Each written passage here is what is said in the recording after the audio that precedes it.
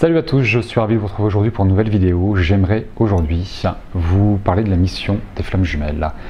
La mission divine des flammes jumelles. C'était pas un sujet que j'avais prévu de développer actuellement en vidéo, mais il y a eu deux choses qui me sont arrivées récemment et qui m'ont fait dire que voilà, il était le temps au petit David de parler de la mission des flammes jumelles.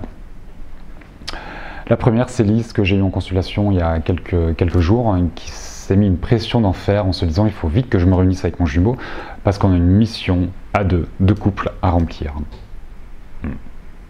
Alors déjà la pression, arrêtez tout de suite, et les obligations, là aussi, il faut arrêter tout de suite. La mission des flammes jumelles ne passera pas forcément par faire des choses à deux. Tous ceux qui pensent ça, relativiser, on se déstresse, tout va bien. La mission des flammes jumelles ne vous demandera pas de faire quelque chose en étant deux, mais plutôt d'être deux. Et si votre mission s'arrêtait à ça d'ailleurs, à être un couple différent, et un couple uni, qui n'est pas dans la dualité, qui n'est pas dans la séparation, dans la division, dans la possession. Un couple nouveau, un couple différent, c'est ça un couple divin, c'est un couple nouveau, un couple qui est différent. Du coup, pas de pression comme Lise a pu faire, à se dire vite, il faut que je me réunisse avec mon jumeau parce qu'on doit aller sauver la planète. Surtout pas, grosse boulette. Et la deuxième chose, c'est la discussion avec mon ami Daniel, que j'aime très fort. Merci Daniel pour cette discussion. Et en fait, avec une compréhension commune que nous avons sur la mission des flammes jumelles. Le même regard, la même posture, la même dynamique. Ouais, le même regard. On la vit de la même manière, on va faire simple. Voilà, je me suis dit, il est temps de faire une vidéo sur le parcours des flammes, sur la mission divine des flammes jumelles, pardon. Cette mission, pour vous l'expliquer, pour vous permettre de prendre conscience de votre propre mission, je vais vous ramener sur votre mission de vie. La mission de vie, on a tous une mission de vie qui fait que nous sommes là pour expérimenter quelque chose dans la matière, pour réaliser quelque chose et pour ascensionner, pour faire évoluer notre âme. Et cette mission de vie ne passe pas par l'action, le verbe faire, ou par la possession, le verbe avoir. Elle passe par le verbe être, je suis. La grande présence, I am, je suis. Nous sommes des champs de conscience, des âmes qui viennent évoluer et apprendre quelque chose par l'expérience, par le faire et par l'avoir. Nous allons être quelqu'un de bien ou de moins bien, suivant les jugements de valeur que l'ego va émettre, les comparaisons. Mais ce qui est intéressant, c'est pas l'action ou la possession, c'est être. Elle est là, la mission de vie. On se réalise dans l'être-té. Du coup, votre mission de vie, puisque c'est être quelqu'un, la mission divine des flammes jumelles passera également par être quelqu'un. Du coup, il n'y a pas besoin de faire quelque chose à deux, il y a besoin d'être deux pour réaliser cette mission divine des flammes jumelles. Vous pouvez effectivement développer des dons, je ne vais pas vous dire le contraire, j'en suis la preuve, en quelque sorte, avec plein d'autres. Vous pouvez devenir médium, vous pouvez devenir thérapeute, vous pouvez aussi devenir instit, si vous ne l'êtes pas déjà. Vous pouvez vous diriger vers l'écologie, vous pouvez faire plein de choses. Pas besoin, j'insiste, pas besoin. Rappelez-vous, jamais d'interdiction, jamais d'obligation dans la vie, sauf celle que vous allez décider de mettre, ou qu'on vous a posée lorsque vous étiez enfant, par l'éducation, par la religion, par les cultures, par les croyances. Pas d'interdiction, pas d'obligation, pas besoin de devenir thérapeute, médium ou je ne sais quoi, et de développer des dons. C'est tout, sauf automatique. Vous pouvez effectivement vous retrouver à deux et faire une co-création, deux thérapeutes ensemble, ou créer un lieu de vie, un lieu différent, un lieu d'accueil, ou alors travailler tous les deux pour l'écologie, pour la planète, pour les animaux. Vous pouvez œuvrer à deux, mais pas forcément en étant thérapeute et en développant des dons. Ça, c'est une fausse croyance. Être flamme jumelle, être avec son jumeau, ne vous demande pas de faire quelque chose, mais d'être différent. Le comportement est différent. Ça passera par un regard nouveau sur vous. Pour expliquer cette mission divine, et là aussi pour que vous puissiez rendre compte par vous-même quelle est votre mission, que vous soyez alors seul. Pour ceux qui sont avec leurs jumeaux, ou lorsque vous le saurez, vous verrez si vous allez agir seul dans le faire ou si vous ferez à deux. Ça, c'est à vous de le déterminer. Et ça passera toujours par les envies. J'ai envie ou j'ai pas envie. Pour mettre en lumière cette mission de vie, je vais vous ramener sur le parcours du flamme jumelle et sur le début, à la reconnaissance. Tout le monde s'accorde sur le fait de dire que les flammes jumelles, c'est deux mondes opposés, qu'il y a énormément de choses qui les opposent, qui les différencient. Différences de religion, de couleur de peau, de culture, différences géographiques, différences d'âge, et qui fait que toutes ces différences ne sont pas là pour vous écarter, toutes ces différences sont à épouser, et ce sont toutes ces différences qui vont vous relier. C'est relier deux mondes, relier deux choses diamétralement opposées, comme le pôle Nord et le pôle Sud qui se retrouvent à l'équateur. Les deux sont reliés par l'équateur. La Réunion, c'est ça, c'est l'équateur, par exemple. Donc toutes ces différences, pour les épouser, pour vous relier au centre, à l'équilibre, à l'harmonie, dans la complétude, dans le contentement, dans la félicité, va vous demander de faire preuve de tolérance, d'indulgence et d'acceptation. C'est un petit peu comme ça qu'on travaille l'unité. Et lorsqu'on est dans la comparaison, dans la dévalorisation, dans le jugement, dans la critique,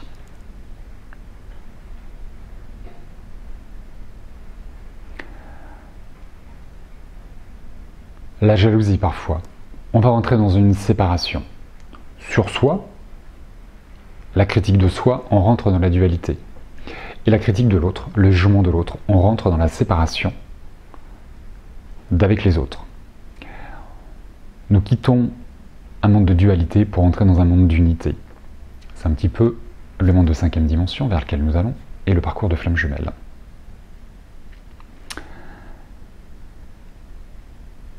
Ce qui est intéressant dans ce parcours, on fait preuve de tolérance, d'acceptation et d'indulgence pour s'unifier à soi. Une fois qu'on s'est unifié à soi, on va s'unifier à l'autre, à son jumeau. Une fois que ça c'est fait, qu'on est dans l'amour inconditionnel de soi, puisque dans l'unité, qu'on a fait tout ce travail, cet amour inconditionnel devient automatiquement universel. C'est une continuité, c'est instinctif, c'est spontané, c'est très naturel. On fait le travail sur soi, on est dans l'amour inconditionnel de soi, qui fait qu'on est capable d'aimer le jumeau dans l'amour inconditionnel, et là il y a réunion, et plus tard fusion. Fusion ou pas fusion, la mission des flammes jumelles prendra, à deux ou seul, sa place au moment où l'âme l'a choisi. Il n'y a pas un moment clé, pas besoin d'être deux pour que la mission des flammes jumelles commence. Là aussi, je pense qu'il y a une fausse croyance derrière ça. Sauf pour ceux qui vont co-créer. Forcément, dans une co-création, il faut être deux. Mais tout le monde ne va pas co-créer. Lorsque le couple vibre, rayonne cet amour inconditionnel, il va l'envoyer partout autour de lui. Et ça commencera par ses amis et sa famille.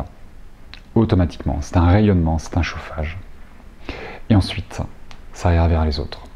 Donc toutes ces différences religieuses, culturelles, sociales, d'âge, de couleur de peau, de sexualité, doivent disparaître.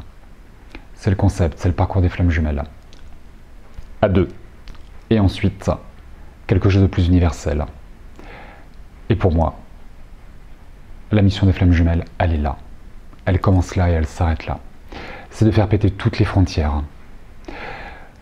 De faire disparaître, gommer, estomper les religions, les différences sociales. Il n'y a plus de déséquilibre, il n'y a plus de riches et de pauvres. Il n'y a plus des gens qui ont faim et des gens qui sont dans l'opulence. De faire péter toutes les frontières. D'estomper les différences, parce qu'on les épouse. C'est de créer un monde nouveau, un monde de paix, un monde de fraternité. Elle est là, la mission des flammes jumelles. Et c'est pas dans l'action, c'est dans l'être. Rappelez-vous, un être divin.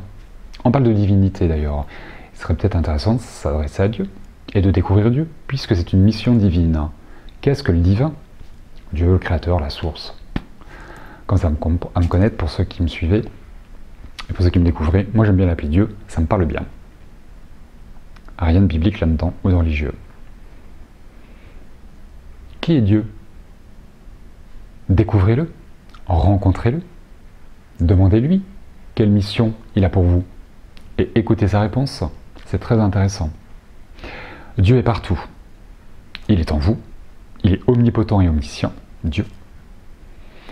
Et Dieu dans sa divinité, il est humble, il est simple, il est bonté, il est clarté, il est humilité, il est générosité, il est entier, il est complet, il est présent. Il n'est pas passé ou à venir, il est présent. Il n'est pas pressé, il est patient, il est sage. Il est amoureux. C'est ça, Dieu. Allez là, la divinité. Vous voulez une mission divine? Faites pareil. Soyez humble, simple, discret, heureux, joyeux. Et tout ça, c'est pas de l'action. C'est de l'être, de l'émotion, de l'énergie. Rayonnez ça. Les missions que nous incarnons, c'est pas Dieu qui nous les confie. Dieu ne demande rien. Il n'exige rien. Il propose. Dieu a des besoins pour la planète, pas pour lui. Sur la planète, c'est un peu le bordel. On a besoin de gens qui vont venir balayer, nettoyer, arranger les choses et remettre de l'ordre. C'est un petit peu comme ça. Dieu va dire, j'ai besoin... Alors, il y a mon ami, mon copain 4 pattes qui se déplace, ça va. Dieu a des besoins et Dieu ne nous confie pas de mission. Dieu va avoir besoin, par exemple, d'un médium. Ok, Dieu, tu as besoin d'un médium? Ça marche. Je vais venir, en 1975, naître et incarner la médiumnité. C'est moi qui choisis ma mission, c'est pas lui qui me la confie. On a besoin d'amour inconditionnel sur Terre? Ok, les flammes jumelles se portaient volontaires pour incarner, vibrer l'amour inconditionnel. Dieu ne demande rien. Il propose. C'est nous, les âmes, qui nous engageons. Il y a un côté volontaire, engagé, et la dévotion que nous avons en nous, spontanément et naturellement pour Dieu, qui va nous permettre d'incarner une mission ou une autre. Mais toutes les missions de vie, missions divines, de couple, ou autres, peu importe comment vous allez les nommer, c'est vous qui les choisissez. Dieu ne vous demande absolument rien. Demandez-lui, découvrez sa réponse, découvrez-le. Qu'est-ce que la divinité? C'est intéressant de se poser la question de savoir ce que c'est que la divinité. Hé, chut, il fait du bruit, je ne sais pas si vous l'entendez, mais moi je l'entends. La divinité, elle est là aussi, dans un animal. Tous ces mots vous permettront de découvrir votre propre divinité, de découvrir ce que c'est que d'être quelqu'un d'aligné, quelqu'un de bien, quelqu'un de simple, quelqu'un de humble, quelqu'un de juste, quelqu'un qui vibre l'amour inconditionnel, dans l'être et pas dans le faire. Il est intéressant de s'écarter de cette volonté personnelle et de la volonté égotique. Que ta volonté soit faite et non la mienne. Que sa volonté soit faite et non la vôtre dans le couple.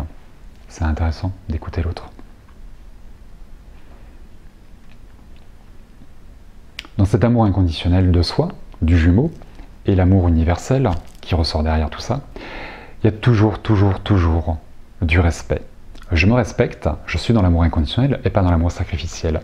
Je respecte mon autre, je suis dans l'amour inconditionnel de l'autre. Et des autres, du coup je respecte également l'être humain. Mais on va aller au-delà de ça. Elle est là aussi, la mission divine, c'est de respecter la terre, les animaux, les végétaux, les minéraux. La terre ascensionne, nous sommes là pour la terre, respectons-la. Elle est là aussi, votre mission divine. Pas besoin de faire, juste être.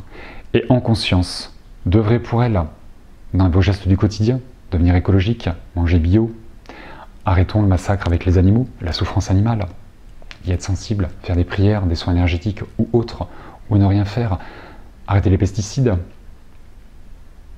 Cultiver différemment, penser différemment et vivre différemment. Elle est là aussi, la mission divine et flamme jumelle.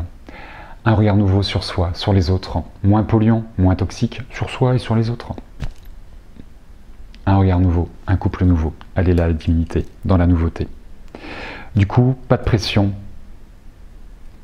Il n'y a rien à faire, il y a juste à être en paix, à être humble et simple.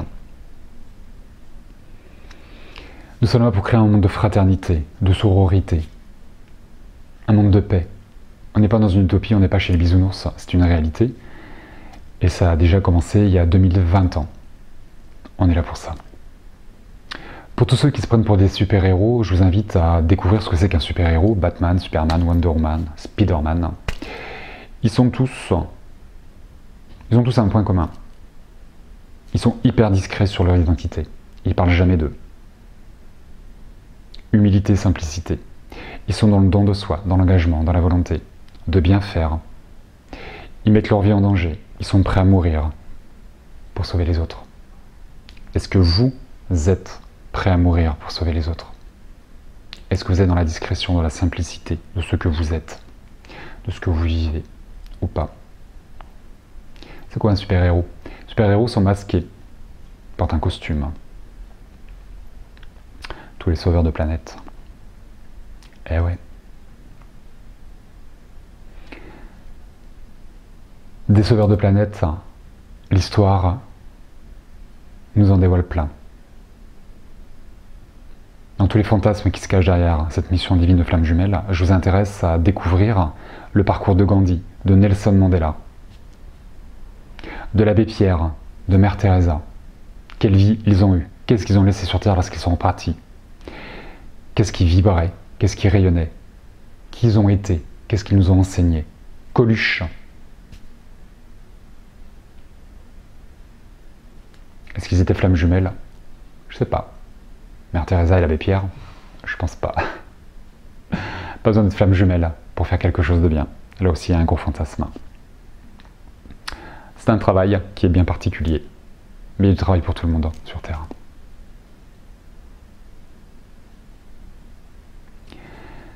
La mission divine des flammes jumelles, allons chercher quelqu'un de divin, autre que Dieu.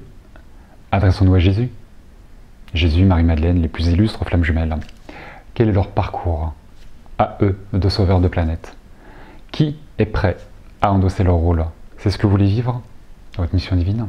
Qui est prêt à vivre ça? À porter la croix? À enseigner comme eux l'ont fait? L'histoire vous montre c'est quoi à la mission des flammes jumelles. C'est pas en regardant des vidéos sur YouTube, c'est pas en m'écoutant que vous découvrirez votre propre mission. C'est en vous écoutant vous et en regardant l'histoire. Ça fait 2020 ans que les flammes jumelles sont sur Terre, et même avant, je pense. Mais ça s'accélère. C'est pas pour ça qu'il y en a plus. C'est différent.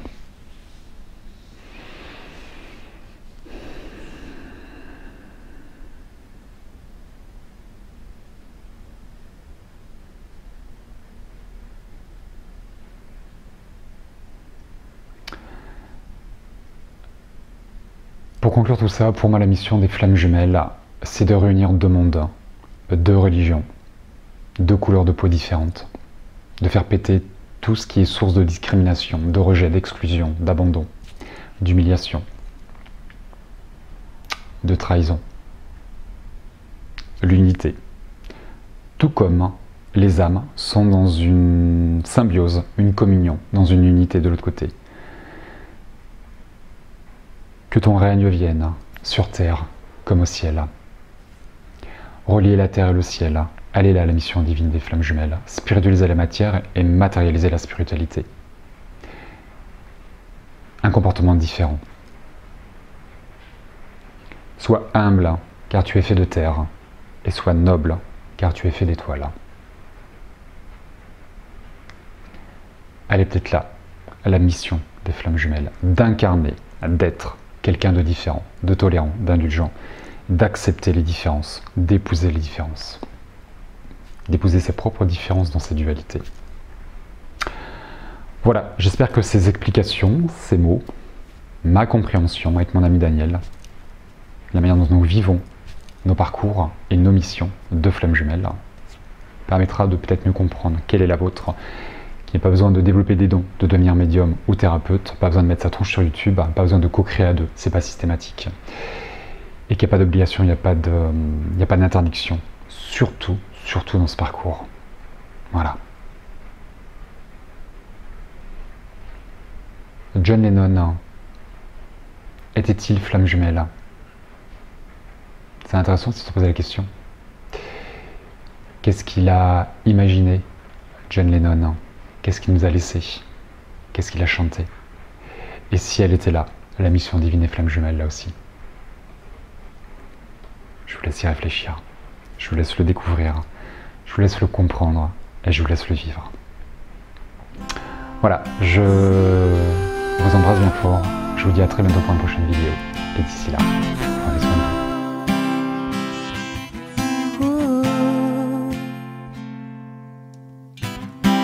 Imagine qu'il n'y a pas de paradis.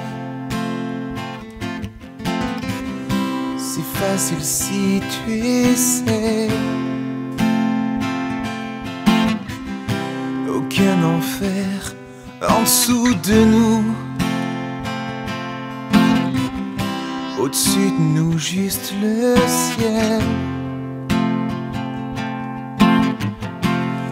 Imagine tous les gens vivant pour aujourd'hui. Imagine qu'il n'y a aucun pays. Ce n'est pas dur à faire. Rien pour tuer ou pour mourir. Aucune religion non plus. Imagine tous les gens vivant la vie dans la paix. Tu peux dire, je suis un rêveur, mais je ne suis pas le seul. J'espère un jour que tu nous rejoindras et le monde vivra uni. Imagine aucune possession. Je me demande si tu peux. Pas besoin d'avidité ou de faim. Une fraternité d'hommes. Imagine tous les gens partageant le monde. Oh, oh, oh. Tu peux dire, je suis un rêveur, mais je ne suis pas le seul. Oh, oh, oh. J'espère un jour que tu nous rejoindras